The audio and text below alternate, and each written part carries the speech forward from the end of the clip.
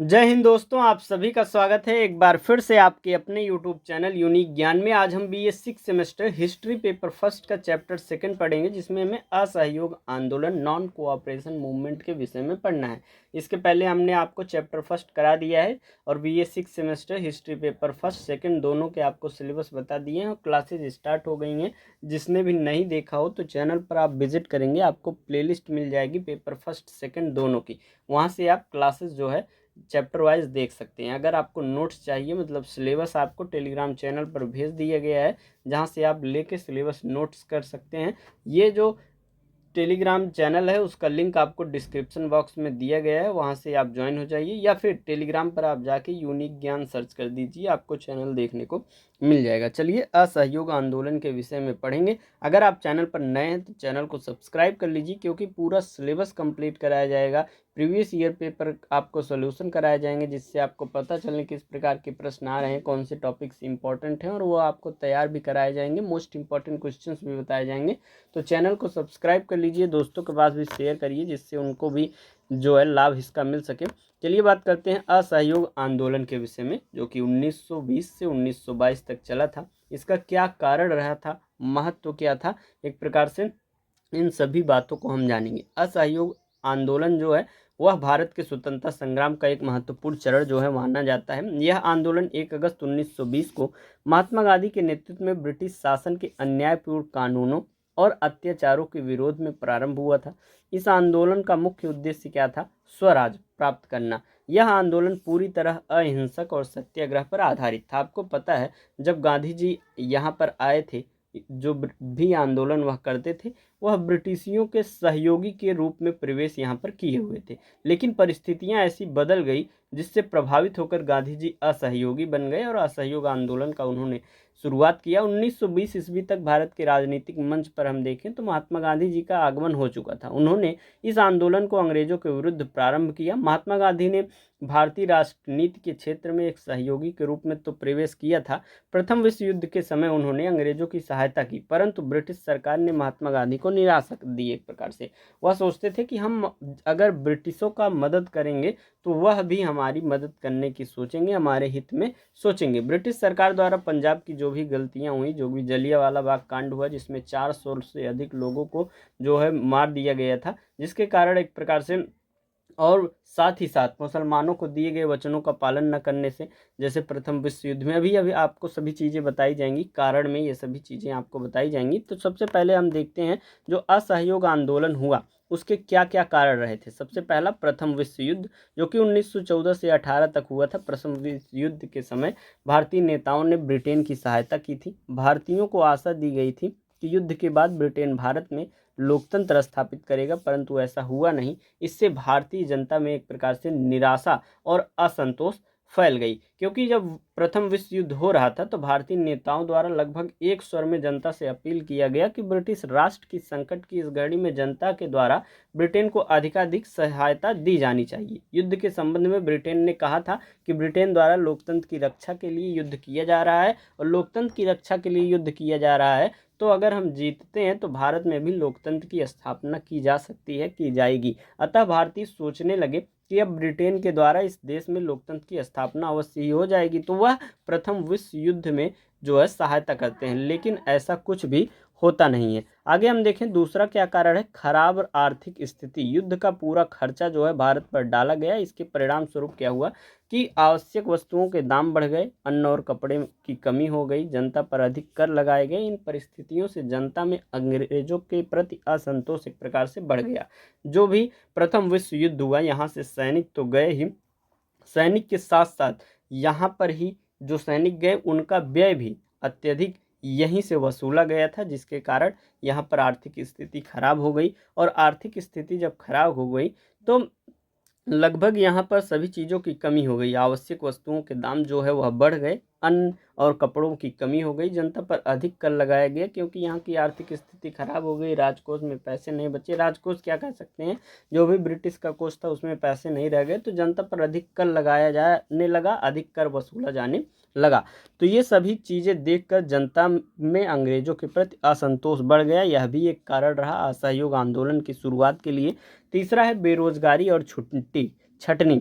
युद्ध के दौरान बड़ी संख्या में सैनिकों की भर्ती किए गए, परंतु युद्ध समाप्त होने पर उन्हें नौकरी से निकाल दिया गया। अर्थात जब युद्ध शुरू हुआ था तो तेजी से अधिक सैनिकों की भर्ती की गई, जिससे बहुत से लोगों को रोजगार मिला था, परंतु जैसे ही युद्ध समाप्त हुआ उन्हें नौकरी से निकाल दिया गया। इससे बेरोजगारी बढ़ी और जनता में रोष उत्पन्न हो गया। चौथा है सरकारी दमन की नीति। ब्रिटिश सरकार ने राष्ट्रीय आंदोलन को दबाने के लिए कई कठोर नीतियां लागू की, जैसे कि प्रेस पर उन्होंने नियंत्रण किया, द्रोह कानून लगाए, गिरफ्तारियां की। इससे जनता में अंग्रेजी शासन के प्रति जो है विरोध और बढ़ गया। अगला का कारण रहा अकाल और महामारी। इस समय भारत में प्लेग, महामारी और अकाल जैसी समस्याएं फैली हुई थी। सरकार ने राहत कार्य ठीक से नहीं किया, जिससे जनता के में एक प्रकार से सरकार के प्रति घृणा बढ़ गई। जब अकाल और महामारी चल रही थी, लगभग 2 लाख व्यक्ति इस काल के एक प्रकार से ग्रास हो गए, अर्थात उनकी मृत्यु हो गई। जनता ने समस्त असावधानियों के लिए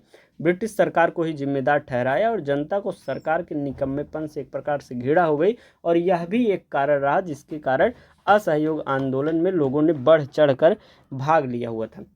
अगला है मॉन्टेग्यू चेम्सफोर्ड सुधारों से निराशा। 1919 के सुधारों से भारतीयों को स्वशासन की आशा दी थी, परंतु इन सुधारों से वास्तविक सत्ता अंग्रेजों के हाथ में ही रही। इससे भारतीय जनता निराश हो गई। अर्थात जो भारतीय थे वह आशा लगा रहे थे कि जो मॉन्टेग्यू चेम्सफोर्ड सुधार 1919 में आने वाला है, जो कि आया, उसमें भारतीयों को स्वशासन मिलेगा, परंतु उसमें ऐसा कुछ नहीं होता है और भारतीय जनता इससे भी निराश हो जाती है। फिर आता है रॉलेट एक्ट 1919 का। ब्रिटिश सरकार ने 1919 में रॉलेट एक्ट कानून लागू किया। इस कानून के अनुसार बिना मुकदमा चलाए किसी भी व्यक्ति को गिरफ्तार किया जा सकता है, अर्थात बिना अपील, बिना दलील उन्हें गिरफ्तार किया जा सकता है। कोई भी व्यक्ति पर अगर ब्रिटिशों को ऐसा लगता है कि यह आंदोलन कर सकते हैं, यह विद्रोह में भाग ले सकते हैं, तो वह बिना पूछे गिरफ्तार उन्हें कर सकते थे। प्रेस और सभा की स्वतंत्रता पर प्रतिबंध लगाया गया। गांधी जी ने इसे एक प्रकार से काला कानून कहा हुआ था। महात्मा गांधी जो है इसके प्रबल एक प्रकार से विरोधी थे। जो यह रॉलेट एक्ट आया हुआ था, 30 मार्च 1919 को इस अधिनियम के विरुद्ध संपूर्ण देश में हड़ताल करने का निश्चय किया गया। बाद में हड़ताल की तिथि को 6 अप्रैल कर दी गई थी, और जब 6 अप्रैल की गई 1919 को, तो समस्त भारत में अत्यंत शांतिपूर्ण हड़ताल हुई। गांधी जी को बंदी बना लिया गया। इसके फलस्वरूप अहमदाबाद में उपद्रव में देखने को मिला, और गांधी जी ने और जनता ने भी इसे काला कानून कहा, क्योंकि किसी को एक शक के निगाह पर देखते ही उसको जो है गिरफ्तार कर लिया जाता था। 8वां है जलियांवाला बाग हत्याकांड, जो कि बहुत ही खतरनाक था। 13 अप्रैल 1919 को जलियांवाला बाग जो है कांड हुआ। स्थान क्या था? अमृतसर। आदेश देने वाला अधिकारी जनरल डायर था। इस घटना में हजारों निहत्थे लोगों पर गोली चलाई गई और 400 से अधिक लगभग लोग जो है इसमें मृत्यु हो गई, जिसकी हजारों लोग घायल हुए, और इस घटना से पूरे देश में अंग्रेजों के खिलाफ आक्रोश फैल गया। 400 व्यक्ति मारे गए और 2000 के लगभग लोग उस समय घायल हुए थे जलियांवाले बाग हत्याकांड में। पंजाब के महत्वपूर्ण नगरों में सैनिक शासन लागू कर दिया गया था। लोगों पर भीषण अत्याचार किया जा रहा था। पाशविक जुल्मों के फलस्वरूप असहयोग आंदोलन हेतु एक प्रकार से वातावरण तैयार हो गया था। रॉलेट एक्ट का ही एक प्रकार से हम समझ सकते हैं कि विद्रोह करने के लिए या बातचीत करने के लिए सब उसी बाग में एकत्रित हुए थे। तो जनरल डायर ने चारों तरफ से गेट बंद करके सब पर जो है गोलियों के बौछार कर दिए, जिसमें 400 लोग मर गए थे। और यह जो घटना घटी, इससे पूरे देश में अंग्रेजों के खिलाफ एक प्रकार से आक्रोश फैल गया था। अगला आता है खिलाफत आंदोलन। प्रथम विश्व युद्ध के बाद तुर्की के खलीफा की शक्ति समाप्त कर दी गई और भारतीय मुसलमान इससे नाराज हो गए। खिलाफत आंदोलन उन्होंने शुरू कर दिया। जो भारतीय मुसलमान थे वह पहले ही प्रथम विश्व युद्ध में टर्की के विरुद्ध ब्रिटेन की सहायता नहीं देना चाहते थे, परंतु ब्रिटेन सरकार ने यह आश्वासन दिया हुआ था कि जो टर्की का सुल्तान है उसको न पद से हटाया जाएगा, न उनके प्रदेशों को लूटा जाएगा, क्योंकि जो वहाँ के एक प्रकार से थे सुल्तान, उनको अपने धर्म का गुरु मानते थे यहाँ के मुसलमान, इसलिए उनके खिलाफ वह नहीं जाना चाहते थे। लेकिन अंग्रेज़ों ने यह आश्वासन दिया हुआ था, इसलिए वह प्रथम विश्व युद्ध में मुसलमान सहायता करने चले जाते हैं। लेकिन उनके एक प्रकार से विश्वास का वह तोड़ते हैं और जो वहाँ का सुल्तान रहता है उसको बंदी बना लेते हैं। तो वह खिलाफत आंदोलन इसीलिए यहाँ पर शुरू कर देते हैं। गांधी जी ने हिंदू मुस्लिम एकता के लिए इस आंदोलन का समर्थन दिया। गांधी जी ने देखा कि यह बहुत अच्छा मौका है कि हम जो है एक हो सकते हैं। टर्की का खलीफा जो है भारतीय मुसलमान का जो धार्मिक गुरु था उसे कैद कर लिया था जब इन्होंने, तो खिलाफत आंदोलन यहाँ पर शुरू हुआ। तो गांधी जी ने देखा कि इन पर जो भी परिस्थितियां हैं, भारतीय मुसलमानों ने खिलाफत आंदोलन का प्रारंभ करने का जो निश्चय किया था, गांधी जी ने हिंदू मुस्लिम एकता का एक स्वर्ण अवसर देखा और उन्होंने हिंदुओं से खिलाफत आंदोलन में मुसलमानों का सहयोग करने की अपील की, और जिससे दोनों में एकता बढ़ सके, दोनों एक साथ मिलकर ब्रिटिशों का विद्रोह कर सकें। अब असहयोग आंदोलन के कार्यक्रमों की बात करें तो गांधी जी ने अंग्रेजी शासन के साथ असहयोग करने का आह्वान कर दिया। मुख्य कार्यक्रम कौन कौन से रहे थे, कैसे उन्होंने असहयोग आंदोलन की शुरुआत की थी? सबसे पहले जो भी सरकारी उपाधियां विभिन्न व्यक्तियों को मिली थी उन्होंने उसका त्याग कर दिया।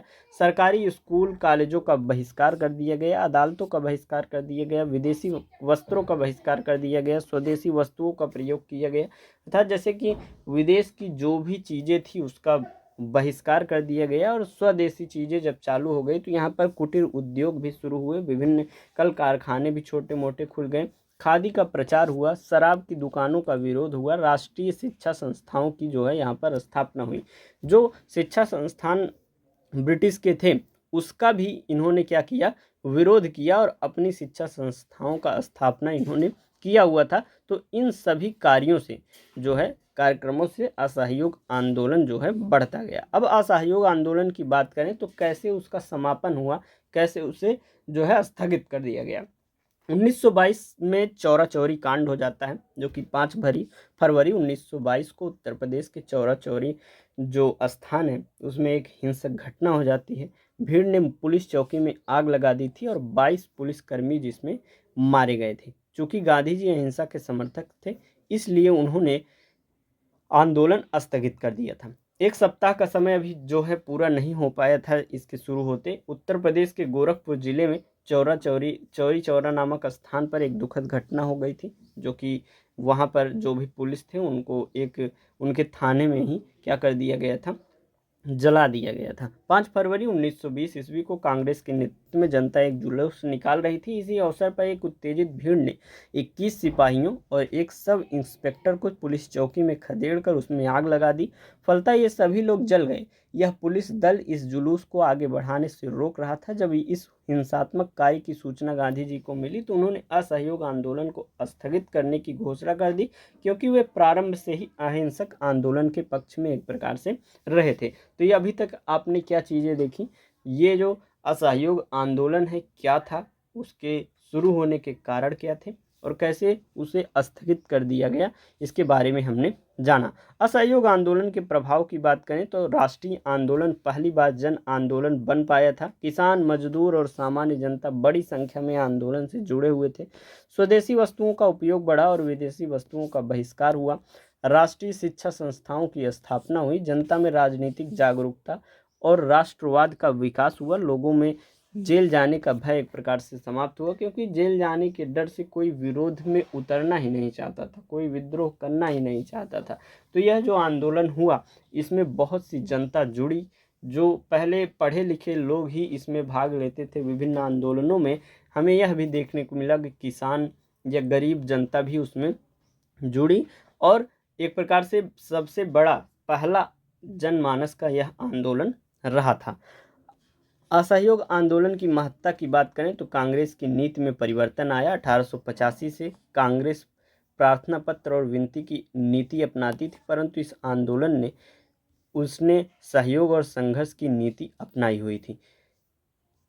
जब 1885 ईस्वी में कांग्रेस का जन्म हुआ था, अर्थात उसकी स्थापना हुई थी, तब से 1920 ईस्वी तक अर्थात 35 वर्षों में पहली बार कांग्रेस ने प्रार्थना पत्र की नीति को छोड़कर सरकार से असहयोग करने का क्रांतिकारी कदम उठाया हुआ था, जिसका आंदोलन पालन करते हुए 1947 ईस्वी तक किया हुआ था। दूसरा क्या रहा, राष्ट्रीय आंदोलन का विस्तार। यह आंदोलन केवल शिक्षित वर्ग तक सीमित रही थी, बल्कि गांव-गांव तक धीरे धीरे फैल गया था। अगली महत्ता क्या है, जनता में आत्मविश्वास, जनता में साहस, आत्मनिर्भरता और देशभक्ति की भावना बढ़ी।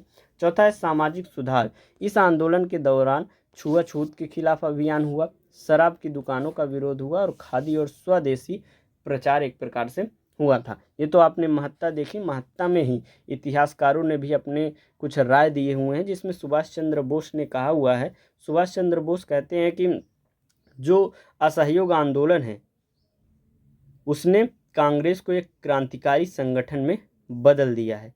इतिहासकार जो कूपलैंड है वह कहते हैं गांधी जी ने राष्ट्रीय आंदोलन का लोकप्रिय और जन आंदोलन एक प्रकार से बना दिया है। ये तो जो है सुभाष चंद्र बोस और कूपलैंड के जो विचार रहते हैं असहयोग आंदोलन के विषय में, अभी तक जो भी चीज़ें बताई गई हैं सभी चीज़ें आपको बेहतरीन तरीके से समझ में आई होंगी। अगर कोई भी डाउट रहता है तो आप कमेंट सेक्शन में हमें पूछिएगा, अवश्य उसका जवाब दिया जाएगा। चलिए निष्कर्ष देखते हैं। निष्कर्ष देखने से पहले आपको हम बता दें, अगर आप चैप्टर वाइज नोट्स चाहते हैं कंप्लीट सिलेबस का, जो भी 13-14 चैप्टर कराए जाएँ उसमें आपको दिए जाएंगे। ये जो आपको शॉर्ट नोट्स पढ़ाया जा रहा है ये तो दिया ही जाएगा, किसी भी चैप्टर के एक साथ 2 नोट्स दिए जाएंगे, एक शॉर्ट एक जो है उसका अच्छे से एक्सप्लेनेशन करके। तो मतलब आपके अगर 13 चैप्टर कराए जाते हैं हिस्ट्री पेपर फर्स्ट के तो आपको 26 नोट्स दिए जाएंगे। हिस्ट्री पेपर सेकंड के आपको 10 चैप्टर कराए जाते हैं तो आपको 20 नोट्स दिए जाएंगे। बेहतरीन तैयारी जिससे आपको हो सकेगी। जो भी दूसरा वाला आपका नोट्स रहेगा वो इजी टू अंडरस्टैंड लैंग्वेज में आपको दिया जाएगा, जिससे अच्छे से आप समझ सकें, तो पूरा उसमें दिया जाएगा। प्रीवियस ईयर क्वेश्चन पेपर के सोल्यूशन भी कराए जाएंगे, वह भी दिए जाएंगे। और ये सभी चीज़ें आपको कहाँ मिलेंगी, इस नंबर पर मैसेज करना है 86 048 46 796। इस पर आप मैसेज करेंगे। एक पेपर का 25 अर्थात दोनों पेपर का 50 रुपये आप पेमेंट करेंगे। ग्रुप में आपको ऐड कर दिया जाएगा और जैसे जैसे क्लासेस होते रहेंगी आपको नोट्स मिलते रहेंगे। अगर आप नोट्स नहीं लेना चाहते हैं तो ये जो क्लासेस कराई जा रही हैं इसको देखते रहिए, अपना हैंड रिटन नोट्स बनाते रहिए और अच्छी तैयारी आप करते रहिए। निष्कर्ष की बात करें तो असहयोग आंदोलन भले ही अपने तत्काल लक्ष्य को प्राप्त नहीं कर सका हो, परंतु इसने भारतीय स्वतंत्रता आंदोलन को एक नई दिशा दी। इस आंदोलन ने पहली बार पूरे देश को स्वराज्य की प्राप्ति के लिए एक सूत्र में बांध दिया और आगे चलकर यही आंदोलन भारत की स्वतंत्रता का एक प्रकार से आधार बन जाता है। मिलते हैं नेक्स्ट वीडियो में, तब तक चैनल पर बने रहिए। कोई भी डाउट हो कमेंट में अवश्य पूछ लीजिएगा। जब भी आपके एग्ज़ाम हो कमेंट में बताइएगा, जिससे आपके एग्ज़ाम होने से पहले पहले आपका सिलेबस कंप्लीट कराया जा सके।